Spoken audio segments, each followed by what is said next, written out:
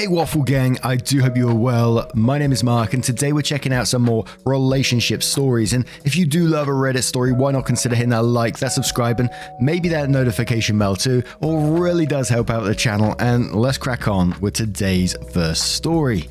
Much love guys. Now, the first story comes from Elsa, the Snow Queen, who says, my 23 female, boyfriend of 3 years, 27 male, is hiding a lot of stuff from me and acting strange, and I'm stressed about it.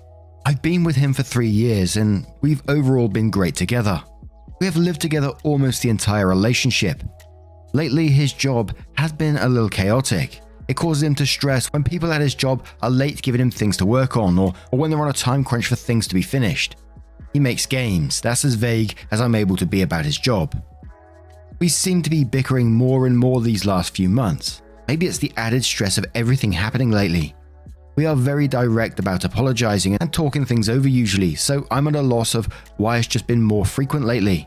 And then small things I've observed. He is extremely defensive about his phone. I get it. I get defensive about some things too.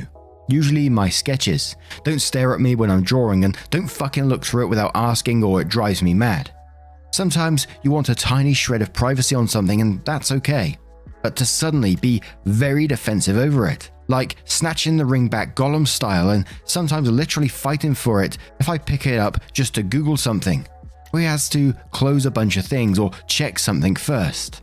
My phone is there if he needs it. He can look through whatever, and I have nothing to hide, and I'm ashamed of nothing on my phone. He's changed his computer password. He does this from time to time for work security, but has always told me the new one. I have my own computer and basically never go on his computer since he also used it for work, but as we have on occasion over the years, sometimes log into each other's Minecraft and leave little corny I love yous hidden in common areas of the world. He didn't give me the password but said that it helped me get on, which is log in himself, open it himself, and then look at me and ask me what I wanted to do so he could do it. Defeats the point really. I let it go. He abruptly will leave the house. I just hear the front door close and he's gone. It's never for long. Probably no longer than 30 minutes sometimes, but nowhere, no bye, nothing. And he comes back and it's like nothing happened. I noticed a few times it was to use the phone. He has perfect signal in the house and talks to his father and conference calls daily just fine. What could he possibly need to quickly go outside for? The mail. Good God, forgive me if I check the mail. He checks our mailbox constantly. We go out, he checks it before we leave, and when we come back. Even when there's no post on Sundays, even at 12 at night, and he already got the mail. Perhaps it's an odd habit, but to me, it's compulsive.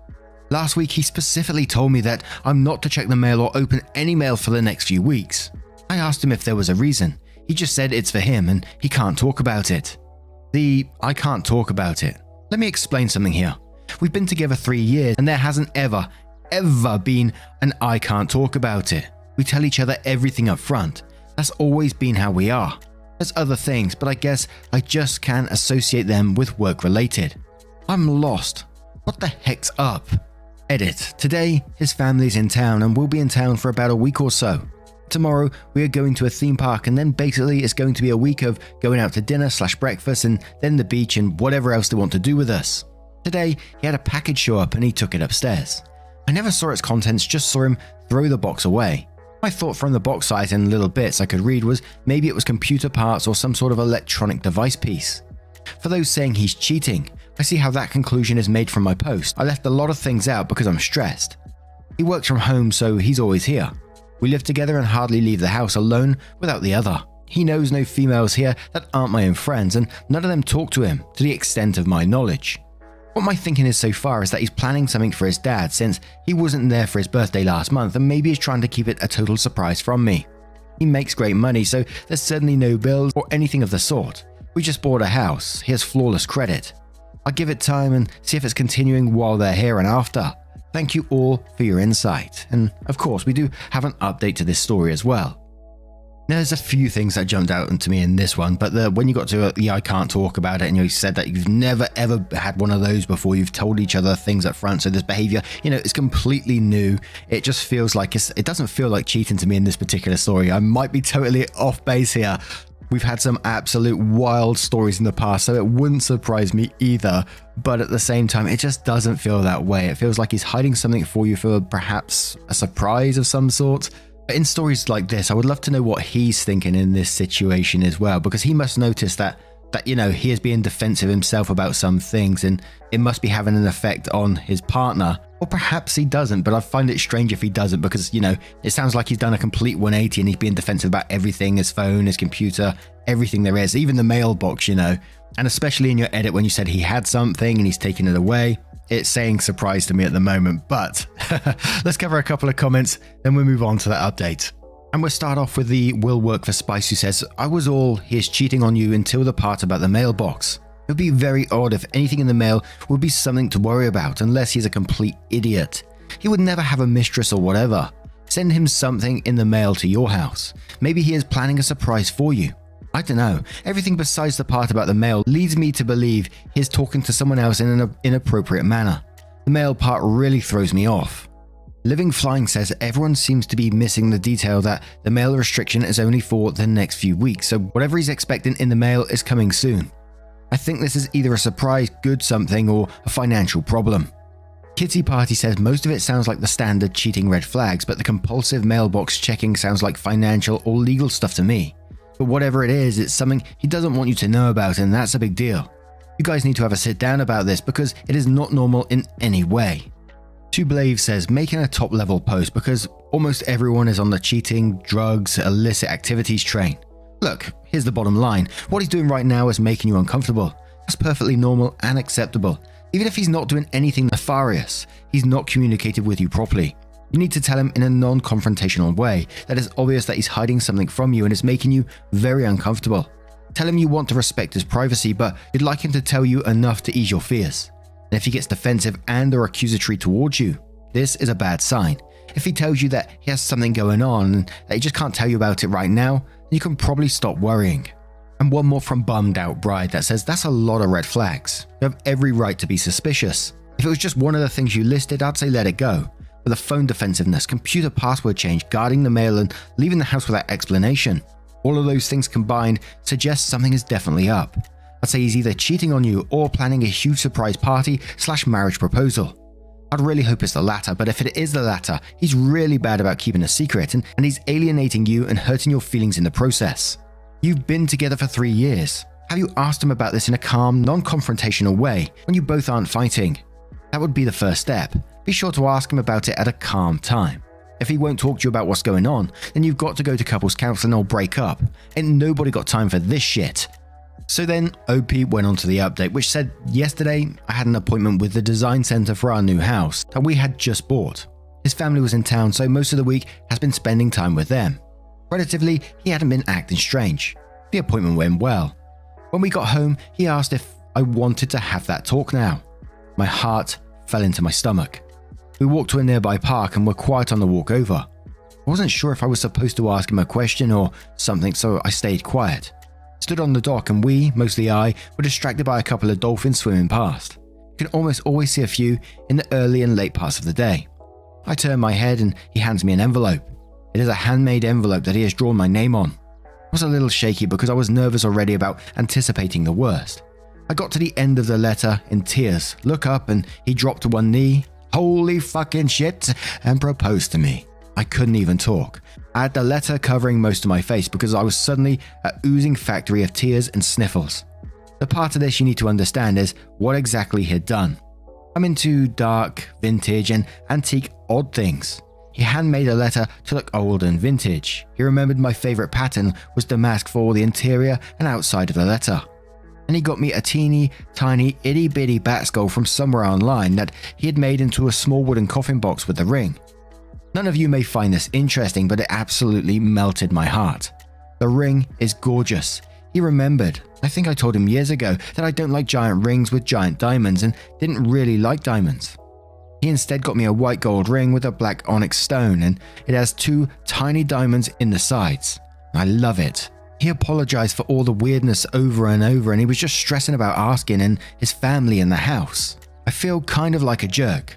I never could get behind the cheating train and I knew he didn't do drugs, so I still lost him what it could have been. A few of you even suggested he was proposing and I brushed that off even. I'm still in shock and don't even know what to do with myself. Happy ending. Thank you all for your advice, and OP did post a picture of that ring, so let's take a little sneaky peek, shall we? An absolute wonderful ending there, and I love to see it once in a while. Yes, OP was absolutely stressed, and our other half, her fiance, apologized and said, he was stressed about the house, actually asking about it. That's no small thing either. But I'm just very happy it worked out for them in the end. But one of the biggest shocking things for me, I don't know, it's completely irrelevant to the story, so I'm really sorry about this, but that they walk to the dock and then they just look over, a couple of dolphins swimming past, so casual. I'd love to see that. I once saw a seal in the UK. That's about as far as it goes for me. Anyway, what do you guys make of this one? Let me know your thoughts in the comments below, and let's move on to another story, shall we? And our next story comes from Am I the Arsehole Mother 68, who says, Am I the arsehole for wanting to punish my son for pranking his sister? Fake names. My 35 female, 5-year-old daughter Sarah is very scared of the dark. My husband 36 male and I do everything we can to try and help her feel better. Lately she's been doing better and she hasn't been as afraid after we eased her into and let her know that it isn't all bad. A few days ago, my 10-year-old son Jack decided it would be funny to prank his sister. While I was in the bathroom for 5 minutes, my son locked his little sister in his closet. I came in as soon as I heard the yelling. I asked him why he thought that would be okay to do that. He told me he thought it would be funny to scare her. When my daughter came out, she was crying. Not knowing how to discipline my son, I waited for my husband to come home and so we could decide what to do. When I told my husband what happened, he thought the prank was funny. I told him that this was serious and Sarah was really hurt by what her brother had done to her. He told me to stop being so uptight and let kids be kids. He told me I was being overbearing and controlling over our son. When I tried to talk to him more, he told me that he had bigger problems and that I should just let it go because I'm going to ruin Jack's childhood. Am I the arsehole? And we do have a mini update to this one as well. But to me, instantly, so husband claims you're going to ruin Jack's childhood, yet it's okay to traumatize Sarah with what your son is doing. You're absolutely right to discuss what sort of punishment it is for your son, because otherwise he's not going to learn from his behavior. He's going to continue to do it, and it could potentially get worse in the future. And as we always say in stories like this, pranks are meant to be funny. If one party isn't laughing, it's not a prank, it's just shitty behavior. But far anti to 256 is not the arsehole. What's wrong with your husband that he considers terrorizing a younger sibling with their worst fear and possibly adding claustrophobia as a problem to be part of a normal, acceptable childhood? It is not. Greek American Dom says not the arsehole. Your husband is though. Playing with phobias is not a funny prank. It is bullying. The criteria of a good prank is when the pranked can laugh as well when the initial shock wears off. You need to sit your husband down and explain all of this to him. For a first offense, the punishment doesn't have to be too harsh, but your son needs to learn the difference between cruelty and good-natured fun. Arbitrary Angelfish says not the arsehole. Your son acted like a bully. He tormented his sister and scared her and harmed her for fun.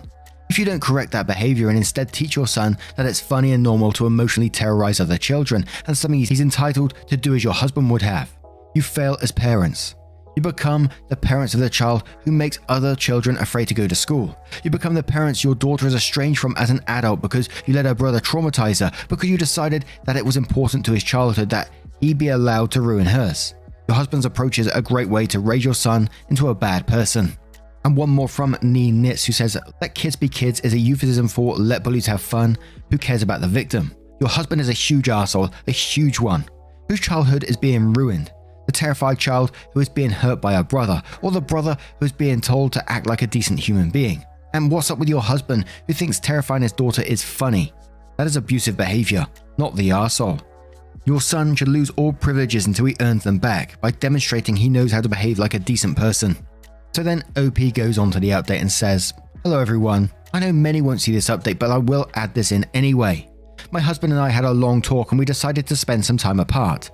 He decided to stay at his brother's house. I found a therapist for Sarah to help her out with her fear. As for Jack, I punished him by taking away his console and other devices, as he has many more responsibilities around the house. He apologized to me for what he did, but I made him apologize to his sister. He apologized to her and he started crying. He said he didn't know it would make her this sad.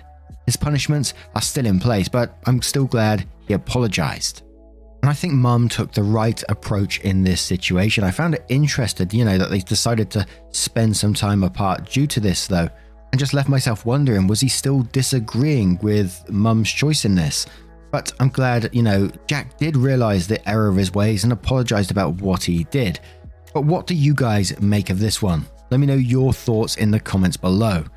And some of you, I tell a little story every once in a while, and this story popped into my head while I was reading this. I'm not trying to take away from the story or downplay this story at all, because my one was a lot more lighthearted. It wasn't a prank or anything like that, but it suddenly popped into my head as I was reading it for some reason. But when I was younger, one of my brothers was still living with us at the time, and he's like about 8 or so years older than me. Yeah, I was a late child. And we used to wind each other up every once in a while, and I was running around in my pants or underwear to other folks. Boxer shorts weren't really a thing back then. And I don't know how old I was, I think around 8 or 9, somewhere around that sort of age. And I remember my brother, he was stood in the kitchen, I think he was making a coffee, so he stood next to the kettle and he was leaning back on the sink, just, I don't know what he was doing at the time, but he kept turning around in the cupboards and had a rolled up newspaper. Again, I don't know why I had it, and I kept running in and cracking him around the back of the head with it, then running off, giggling away. I was absolutely loving life, as you do, Woo-hoo-hoo, great times. And I must have done it about 3 times in a row at one point. Run in, whack him on the back of the head, made a great sound as it cracked him on the back of the head, and I ran off again. Of course, I don't know how long I thought I was going to get away with this. Back then, little Mark was a little shit, but there was just something pleasing about that hollow sound coming out of that tube as it met my brother's head. And I think it must have been about the 5th or 6th time, as I was trying to run away, my brother caught me by the back of my underwear. And I knew at that moment I fucked up. Of course, my brother, late teens back then, was a lot bigger than me. So what did he decide to do? He decided to grab me by either side of my underwear and just lift me off the ground. As you can imagine, at the wedgies of all wedgies, my pants or underwear was literally up to my armpits as I was hanging there with regret and pain, feeling the burn across the ring as I'm hanging by my underwear.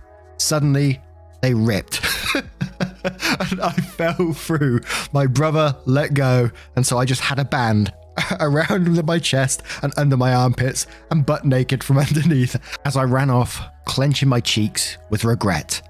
And I learned a valuable lesson that day, and that was just to not fuck with my brother. But do you have any sibling rivalry stories? As always, I love to hear that sort of stuff. So if you do have any, share them with us down in the comments below. And just a huge thank you for spending your time with me today, getting involved in the stories. Your love, support and time always means the absolute world to me. So thank you so much for getting involved. You're absolute legends. Thank you so much, and hopefully I'll see you cheeky so-and-so, in the next one. Take care and much love.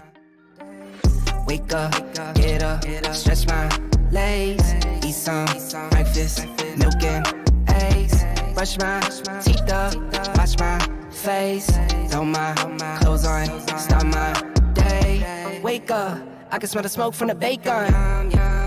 Let's go, see the sun shining from the windows. Okay, I know that today.